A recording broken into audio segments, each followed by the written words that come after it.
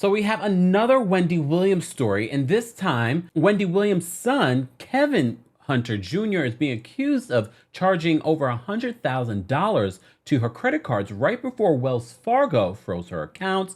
And Wendy's former attorney is speaking out in regards to some of the things that went down in regards to the Wells Fargo situation. Welcome back to the Kempire Daily YouTube channel, your #1 source for pop culture news and music, entertainment, reality TV, and so much more. As always, be sure to like this video, subscribe to the channel, and hit that notification bell so you never miss out on breaking news when we go live or when we upload. So, Wendy Williams, as you know, there seems to be a story that comes out every other day. And I saw this story yesterday and I leaned away from reporting on it because I just didn't want to even just add to the constant news cycle that is Wendy Williams, especially when it comes to her son, Kevin Hunter Jr. Well, now more is coming out in regards to her Wells Fargo situation because her former attorney is speaking out. So before we get into that, Radar Online is reporting in regards to Kevin Hunter Jr. charging over $100,000 to his mother's credit card. So they report this. They said that Wendy Williams' son, Kevin Jr., stands accused of racking up a six-figure debt on his mother's credit cards before her bank froze her accounts, Radar has learned. Sources close to the 58-year-old entertainer revealed Kevin Jr. spent $100,000 on his mother's American Express card. Pay attention to that, which went down before the bank cut Wendy's access to her accounts in January. So an insider told The Sun that Kevin Jr. demanded that Wendy's advisors cover the bill instead of his mom. Wendy's son denied the claims and told the outlet, "I vehemently deny any allegations of unauthorized use of my mother's American Express card. This is a false narrative perpetuated to justify freezing her accounts." So as you know, Wendy Williams has been in a months-long battle with Wells Fargo because they, according to them, believe that she was under the influence of people trying to take advantage of her because they believe that she was not of sound mind.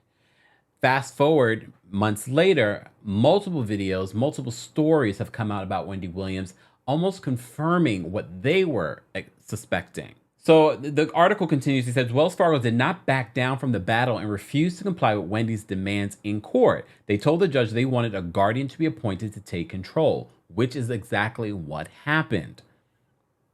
And the last report that we did on this, when we were talking about the Hollywood Reporter article expose that came out, based on what we've been hearing, the guardianship over her money has been extended.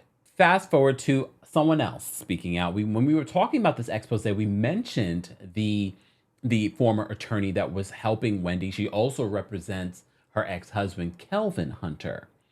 So our friends over at the Jasmine brand highlight the interview with Lashawn Thomas, who was the former attorney to Wendy Williams, but is currently an attorney for Kelvin Hunter.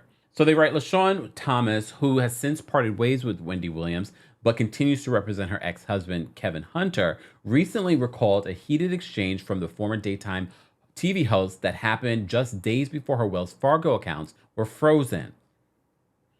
At the time, it was Lashawn was there and her son, Kevin Hunter Jr. According to the article, they say the trip to the branch was made for a variety of reasons, including for Kevin Jr. to set up online banking for his mother while she was visiting Florida, and for Wendy to get her bank statements, which were being mailed to her New York home.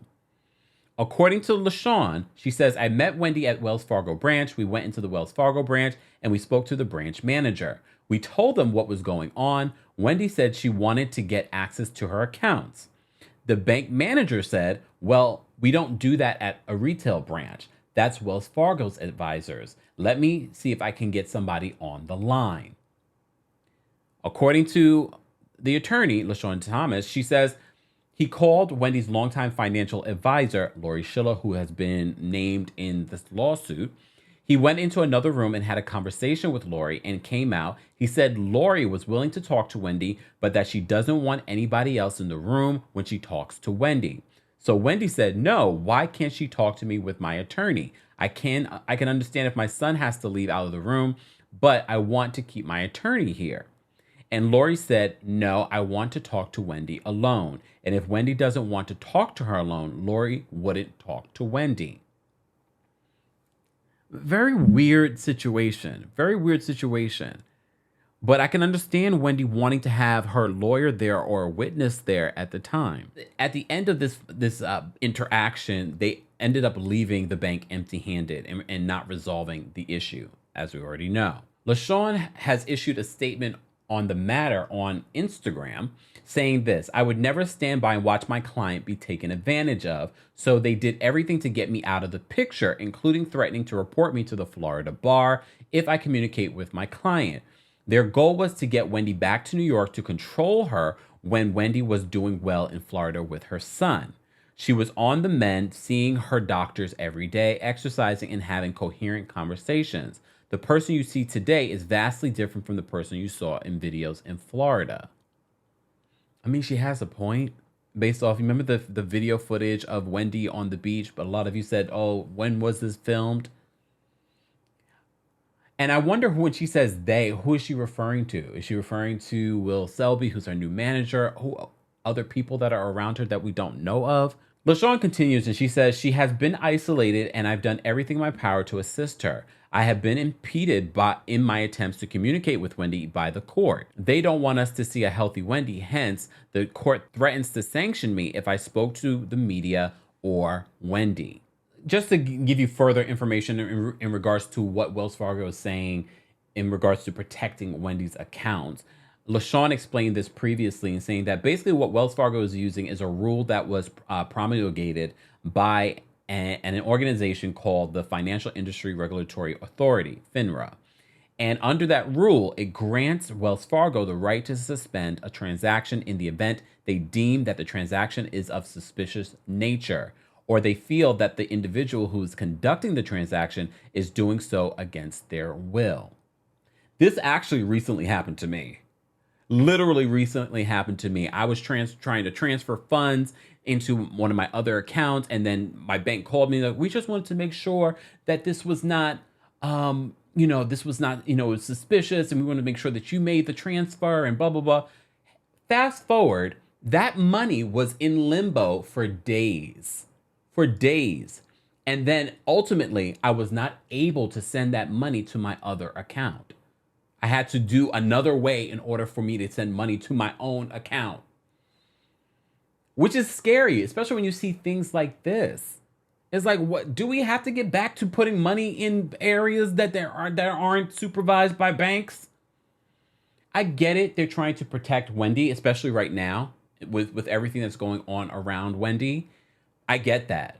But literally having this similar situation, of course, it wasn't millions of dollars, but the fact that it's my dollars, it's the money that I've earned. And you're telling me I can't take money out of my account and put it into another account owned by me? I think it's a little bit of that with this whole Wendy Williams situation. But like I said, I'm trying to understand, okay, so the family, you guys were with her in Florida. So who's handling her situation now?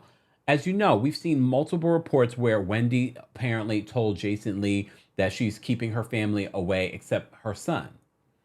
According to sources I've recently heard from, it seems as if her relationship with her son seems somewhat strained.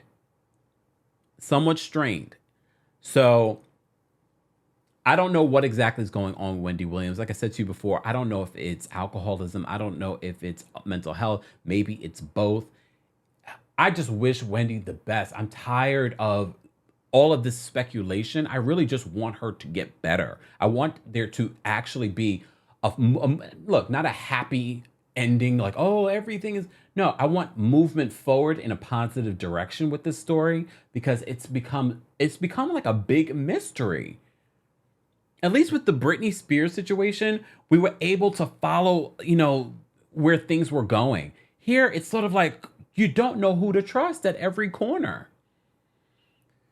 Guys, I want to know your reaction to this story in regards to her son, Kevin Hunter Jr., spending the $100,000. I don't even think is much of a story, but when I think about the people that are around her, I'm just like, okay.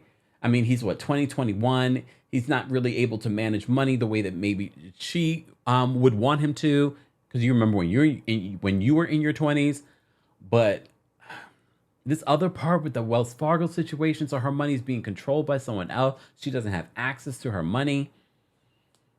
But at the same time, do we want her to have access, especially when you have Johnny-come-latelys that are around her and she doesn't seem like she's in the proper space? Guys, I want to know your reaction to this. Let's continue this conversation below. As always, be sure to like this video, subscribe to the channel, and hit that notification bell so you never miss out on breaking news when we go live or when we upload. Thanks for watching.